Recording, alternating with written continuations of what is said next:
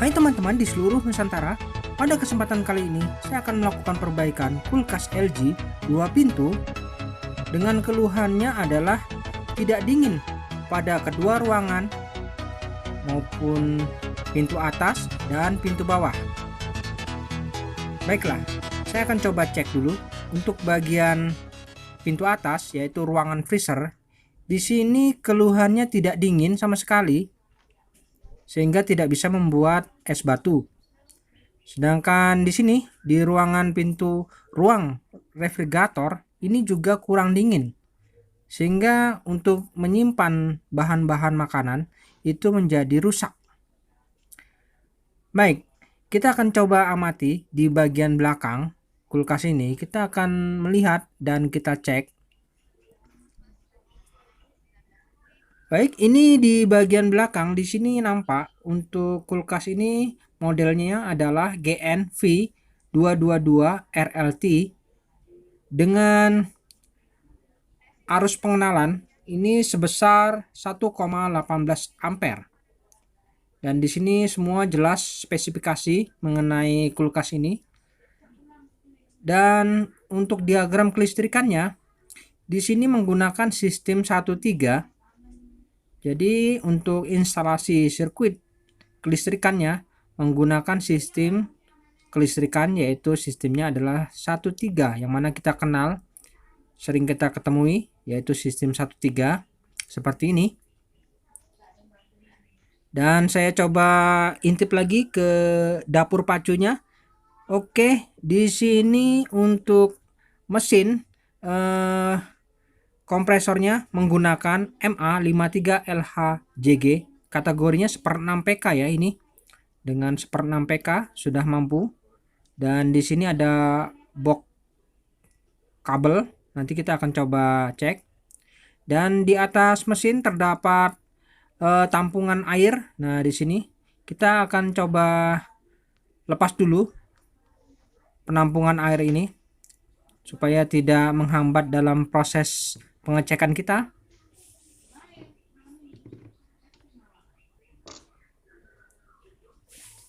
Oke, saya lepas dulu.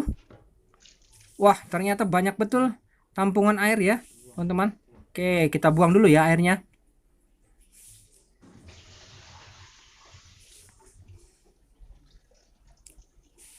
Baik, setelah itu kita bisa lakukan pengecekan awal. Kita lakukan pengecekan awal pada bagian sini. Di sini ada box pengkabelan di sini.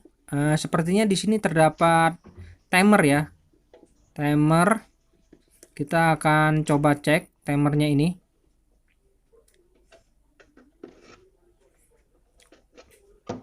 Oke, sudah terlepas. Nah, ini timernya menggunakan timer besar ya. Kita lepas dulu timernya.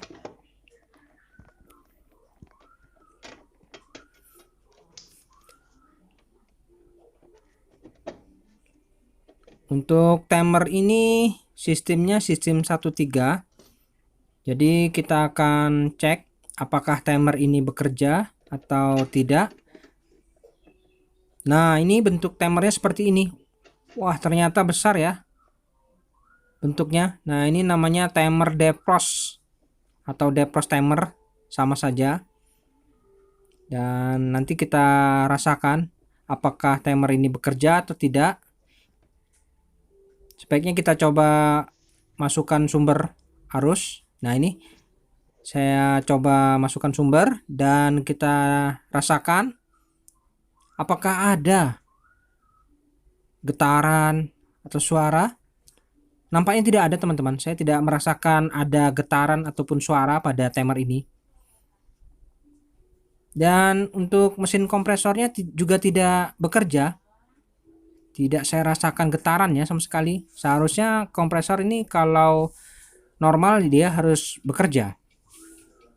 Oke, nanti kita kembali lagi ke timer dan selanjutnya kita amati tidak ada kabel yang putus juga ya. Dan cabut saja dulu.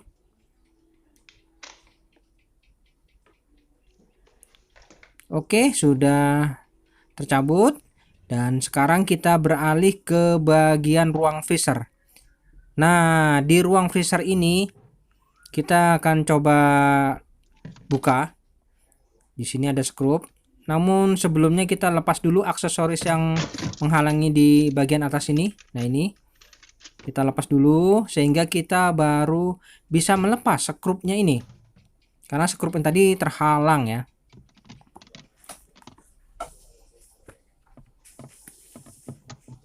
Nah, ini skrupnya kita lepas dulu.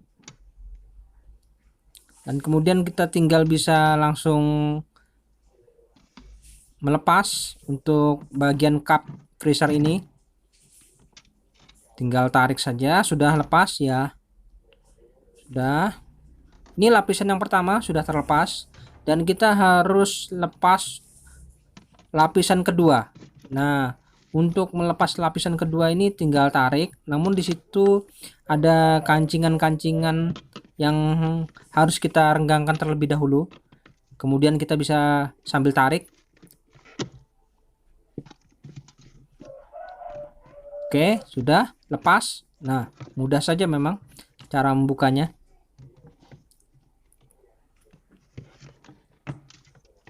Nah, di sini sudah nampak ya. Di sini nampak fan motor. Ini harus kita cek juga. Fan motor dia harus berputar. Dan di sini terdapat evaporator.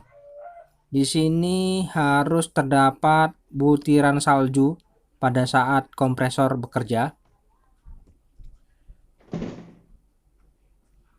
Baik, teman-teman, untuk lebih jelasnya kita coba lakukan pengecekan dengan kita berikan arus. Saya colok dulu.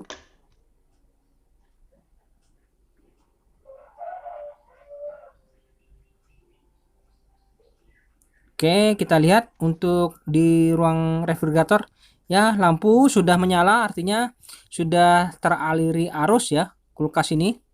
Dan lampu cara kerjanya juga normal. Namun untuk bagian freezer kita lihat. Nah, untuk fan motornya tidak berputar. Artinya di sini kalau fan tidak berputar berarti apakah kompresor bekerja? Apabila kompresor bekerja, di sini akan terasa dingin di bagian evaporator. Baiknya kita coba raba, kita rasakan pelan-pelan apakah ada di sini di pipanya ini terasa hawa dingin. Nampaknya tidak ada ya teman-teman, saya tidak merasakan hawa dingin. Artinya evaporator ini tidak dingin sehingga tidak bisa normal. Jadi sudah diketahui penyebabnya. Karena kompresor tidak bekerja, fan tidak bekerja, makanya kulkas ini tidak dingin. Oke, saya cabut dulu.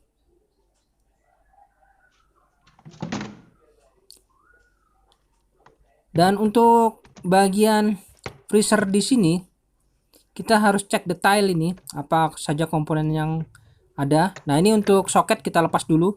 Soket fan motornya. Kita akan coba cek lebih detail untuk pengecekan komponen-komponen apa saja yang ada di daerah freezer ini.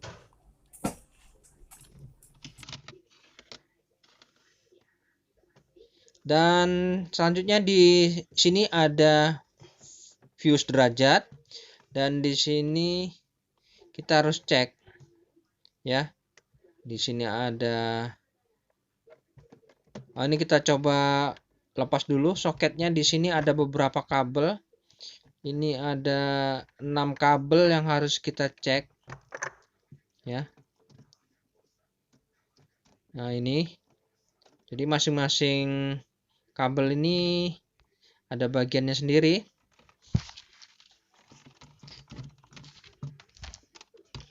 Oke, yang pertama saya melakukan pengukuran pada bagian header ya. Bagian header kita coba cek. Di sini kabel untuk header ini warna merah. Wah, ini warna merah. Kita cek apakah kondisi header ini bagus, tidak putus. Oh ya, jarum bergerak ya, berarti ini headernya bagus ya. Kemudian kita cek juga untuk fuse derajatnya nih. Nah ini kabel merah dan biru nih. Nah ini kita ukur apakah fuse derajatnya ini masih bagus. Kita coba ukur. Ya, itu bergerak, artinya ini bagus ya. Berarti untuk header dan fuse derajat bagus ya, tidak ada masalah. Jadi sebaiknya kita cek lagi di ini ada namanya defrost bimetal. Nah ini defrost bimetal baiknya kita ganti yang baru saja. Nah ini defrost bimetal karena sering terjadi kerusakan di komponen ini. Ini saya potong dulu karena langsung saja kita langsung ganti saja, tidak perlu diukur ini.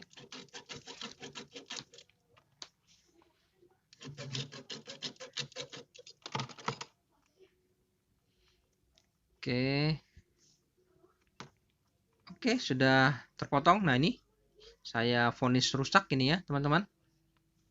Jadi kita langsung saja lakukan penggantian. Untuk ini saya sudah siapkan penggantinya, yaitu defrost bimetal. Nah ini kita ganti dulu ya.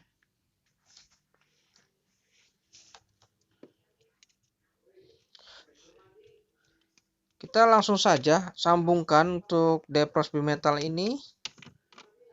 Ini biarpun bolak-balik tidak masalah sih teman-teman. Jadi bebas ini mau yang mana terserah, ini bebas.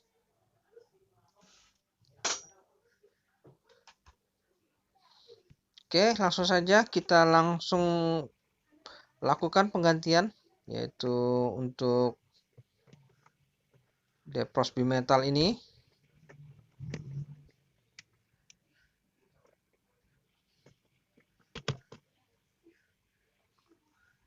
Dan sambil dilakukan ini pengisolasian ya setelah disambung supaya lebih aman.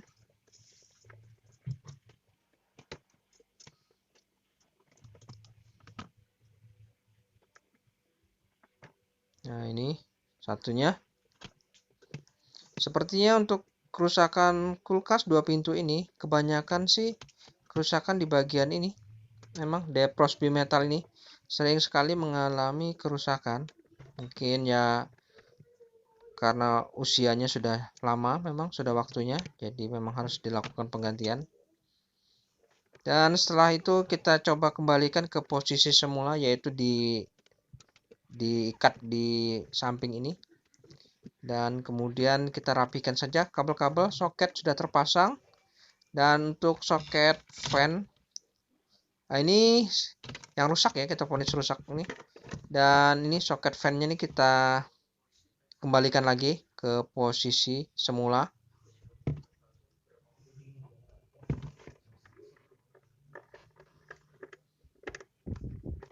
Oke, sudah terpasang soketnya. Dan kita langsung saja tutup ya, cup ini kita langsung tutup saja karena kita sudah tidak perlu lagi melakukan perbaikan di sekitar sini, sudah cukup.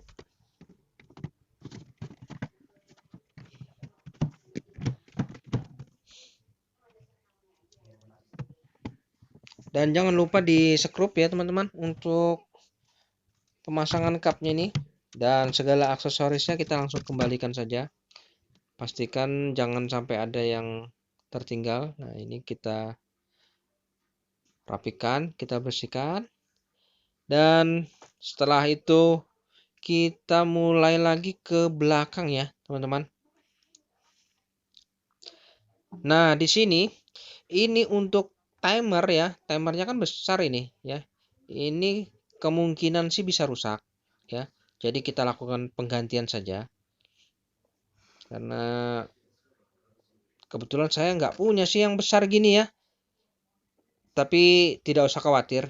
Ini bisa kita ganti dengan timer yang biasa saya ganti. Nah, ini saya punya timer tapi kecil ya. Gimana caranya supaya ini bisa menggantikan timer yang besar ya. Oke, tidak masalah, timernya sama. Jadi bagaimana caranya? Oke, simak terus ya, teman-teman. Di sini ada soket-soket kaki ya. Di sini juga ada soket kaki ya. 1, 2, 3, 4 ya. Sama, 4. Jadi tidak ada bedanya. Tapi bagaimana caranya ya? Ikuti terus tutorial ini supaya kalian bisa.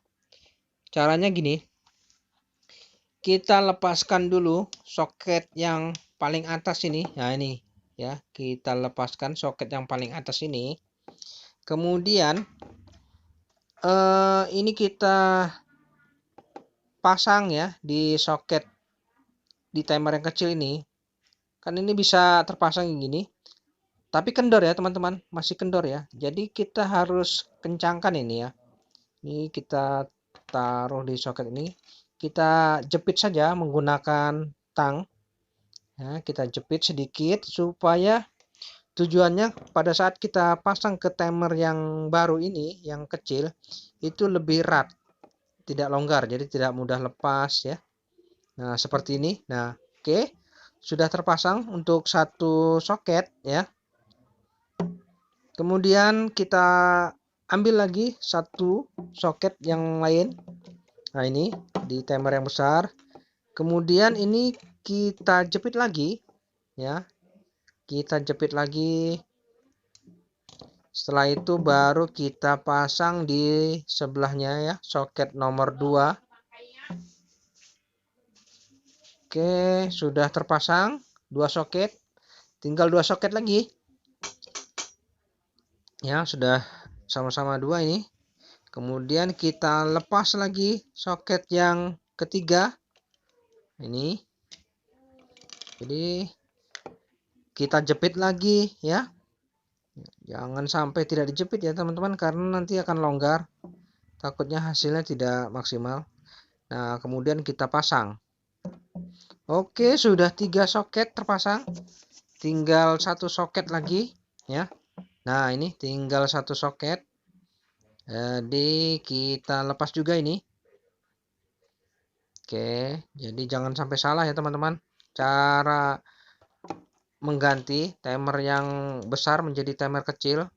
Gini caranya. Oke, jepit sedikit ya, baru kita pasang. Oke, sip teman-teman, sudah terkoneksi semua ya, semua soket sudah terpasang. Jadi begini caranya. Kalau kalian bingung ya, tidak punya timer yang besar, masih ada solusi. Kita ganti saja menggunakan timer yang kecil. Yang penting sistemnya sama ya, sistemnya sistem 1-3. Oke, dan kemudian kita pasang di sekrup. Tapi ini untuk penyekrupan jangan terlalu erat, kasih longgar sedikit supaya bebas.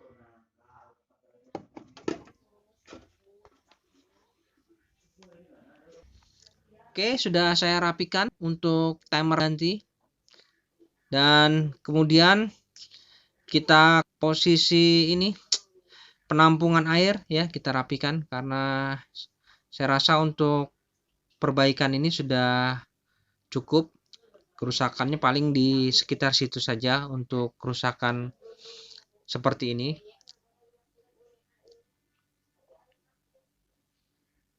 Oke, sudah terpasang. Selanjutnya kita akan coba tes running ya. Kita tes running bagaimana hasilnya. Saya berikan arus pada sumber. Bismillahirrahmanirrahim. Semoga tidak ada kendala. Oke, kita coba dengarkan. Oke, sip. Ini mesin kompresor bergetar dan bekerja ya, normal. Oke, jadi mesin kompresor sudah bekerja. Dan coba kita cek lagi di bagian freezernya. Kita dengarkan dan rasakan hawa fan motornya. Wah, mantap ini. Jadi pengaturan suhunya juga kita cek. Taruh saja di normal.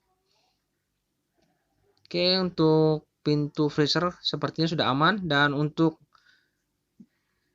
ruangan refrigeratornya kita cek lampu-lampunya. Oke, normal sudah. Dan pengaturan suhu juga kita taruh saja di normal, sudah cukup. Oke, sepertinya kita coba raba di bagian dinding-dinding bagian belakang ini. Di sini harus hangat ya. Wah, mantap ini sudah hangat, artinya sistem sudah bekerja. Dan kita tinggal merapikan saja ini. Oke, sudah saya rapikan. Dan untuk pengujian ya, pastikan kondisi ini sudah normal. Biasa saya melakukan pengetesan, saya berikan air mineral ya, mungkin sebagai pengetesan pembuktian. Nanti kita akan coba cek kembali bagaimana hasilnya. Nah, ini sudah rak-rak sudah saya pasang semua. Ya, sudah nih. Oke, sudah terpasang semua rak-raknya dan di sini saya lakukan pengetesan. Baik teman-teman, kita coba tunggu dalam beberapa hari. Oke teman-teman, setelah 4 hari kemudian saya coba lakukan pengecekan ulang pada bagian kulkas ini. Saya rasakan untuk bagian refrigeratornya ini, ruang refrigerator, saya coba raba ya di bagian. Nah, di sini ada air mineral yang kemarin saya tes. Wah, mantap ini teman-teman. Dingin sekali ya, saya rasakan. Mantap ini di sini. Dinginnya terasa. Oke, untuk ruang refrigerator normal. Dan untuk bagian freezernya, ruang freezer, wah ini hembusan hawa dinginnya sudah terasa ini di sini. Dan untuk proses pembuatan es batunya sempurna ini teman-teman. Coba kita lihat untuk pembentukan esnya. Di sini kemarin saya ada coba sempat buat air yang saya bekukan. Nah ini, wah hasilnya ternyata sempurna teman-teman ya, beku keras. Di sini terdapat strup yang sudah membeku juga, artinya ini sudah normal. Baik teman-teman, sampai di sini dulu perjumpaan video saya dan kita akan ketemu lagi pada video saya selanjutnya. Sampai jumpa.